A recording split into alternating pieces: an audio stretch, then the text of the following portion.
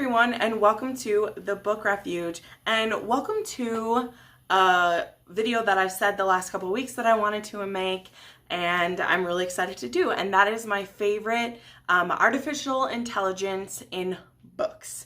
So AI is recently a thing that I have really loved, but when I was looking into it, I realized that I have loved it for a while. I just didn't put it in its own category. This is often in sci-fi books. It's not like it's anything new. Artificial intelligence is always around. There are just some that have a little more personality and a little more maybe psychotic tendencies than others. And so I wanted to list for you 5 of my favorite AIs. They aren't in any particular order except for the first one, which if you've been around my channel at all, you'll probably know what number 1 is, but I'm not really going to do the others in order. I'm just going to tell you, starting with the book that kind of inspired me to do this today. So I just finished reading Thunderhead by Neal Shusterman, which is the second in the arc of the Scythe. There's one more. It's coming out in November, I believe. I just finished this today, and inside this world there exists the Thunderhead, which used to be the cloud where we uploaded all of our data to, and now when the Scythe began doing their duty, the Thunderhead took over ruling the rest of the world. So if you don't know anything about Scythe, I can give you the basic for Scythe without ruining this. Basically, Scythe is Earth has evolved to the point where death is no longer commonplace. We have cured every disease. We have these nanites in our blood that keep us from feeling pain. We have healing nanites that if we get hurt, they heal us. If you jump off a bridge just because you want to see what it feels like, you wake up in a healing center, and the only thing you're out is the money that it costs for your stay there. People can't murder anyone anymore because, again, if you kill someone, you have to pay for their revival, and then they're back. Like, it didn't end them or anything. So because of this, population control is still a thing, and so the Scythedom was initiated to help keep population under control, which means this certain number of scythes exist in every part of the world, and they glean a certain amount of people weekly, monthly, yearly to keep population under control. And the Thunderhead, which is, again, the AI that rules basically the world, it's perfectly benevolent. It's like this perfect God that sees all, knows all, or almost all, and keeps everyone safe. But it's not allowed to interfere within the Scythedom. Well, spoiler, but not spoiler, not spoiling anything, things are going a little wrong in the Scythedom, and the Thunderhead can't do anything about it. So the Thunderhead is mentioned in the first series, but this one named Thunderhead, really, you get the perspective from the Thunderhead. You get to see into its wiring a little bit and how it's feeling about what's going on, and it's not liking what it sees, which is literally what it says on the back of this book. The Thunderhead cannot interfere in the affairs of the Scythedom. All it can do is observe. It does not like what it sees. So this is really great. I like the Thunderhead. I'm going to do more of an in-depth review of both Scythe and Thunderhead since I read them so close together. I really want to do a review because I gave the first book 5 stars, but I gave this one 4 stars. And it wasn't because I enjoyed it any less. It was just that a few parts of the story start to fall away from me a little bit. So anyway, wanted to share this with you. I thought it was really interesting. I had a great time, and I'm really excited for the 3rd book. Next, I want to share, I don't have the first one with me, but I want to share the Lifelike series by J. Kristoff. They have these kind of, to me, they would be considered like cyborg / robot upgrades that look completely lifelike. And therefore they have been outlawed because they look too much like humans. They act a little bit too much like humans. And in the first book, they actually led a revolt and they killed the family who created them. That's not a spoiler. That's the setup of Lifelike, so don't get all mad at me. I'm not spoiling it for you. But we have a couple different kinds of artificial intelligence in these books. We have, like I said, the Lifelikes who were created. Maybe they are evolving out of their programming and what they were supposed to be. They're breaking the robotics rules, possibly. As well as we have like this character named Cricket, who is this like AI. He's kind of like a Jiminy Cricket. He is a conscience. He is made to protect and watch over our human characters and give them, you know, the protection of his body if need be. Now, he's a little bit annoying, but I like him. He's pretty funny, and he's very like a dry sense of humor.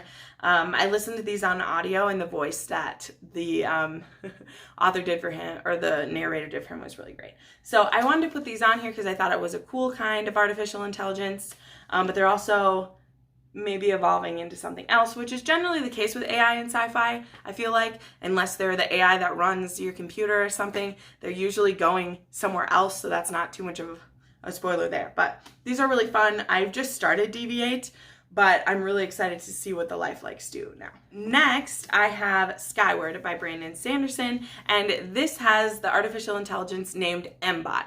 We get introduced to MBot relatively like midway into the story. This is about Spenza, who she's an outcast because her father was a coward and ran away from his unit while during a battle, and so he's called a coward. And Spenza wants to like, I mean, not even like get honor back because she is really kind of like F you, but she also wants to be the best pilot that she can be. And but because of her father's reputation, she's not allowed to like train and study with the rest of them in the barracks. She has to live out on her own. And instead of traveling all the way back to her home every night, which is a very far distance, and the point of the like leadership is to tire her out and like make her give up, she finds this old abandoned ship, and the ship's AI is called MBot. And MBot is hilarious. MBot is always looking to take care of different species of mushrooms. He's looking for just all these things, but he has some orders that he has to follow, and he can't break them, as a lot of AI are supposed to have. But him and Spenza become companions, and I love MBot. I can't say much more about MBot because he's pretty integral to the story, but I love him. He's great. See, we always call them him or her. Just you wait, there's more of that. But he's a him to me, and I love MBot. So this was cool. I was not expecting to meet an AI in here, and I really liked it because up to that point I was kind of struggling with the story, and then I met MBot and I was in it. Next, I'm super excited to talk about, this is actually a special cover that I have, but this is Cinder from the Lunar Chronicles, and I got these cool covers from the Beacon book box. It's really beautiful. This is Kai and Cinder. But of course, I'm talking about everyone's favorite robot in here, Eiko. I think Eiko is how the author pronounces it. She starts out as Cinder's little like droid. It's supposed to be a household droid, and she gets upgraded a few times, upgraded, downgraded, moved around a few times, her consciousness does. And we love Eiko. She's quirky, she loves fashion, she is a fangirl of Prince Kai. She's amazing. We love Eiko. She is definitely a girl. She identifies as a girl, and I adore her so much.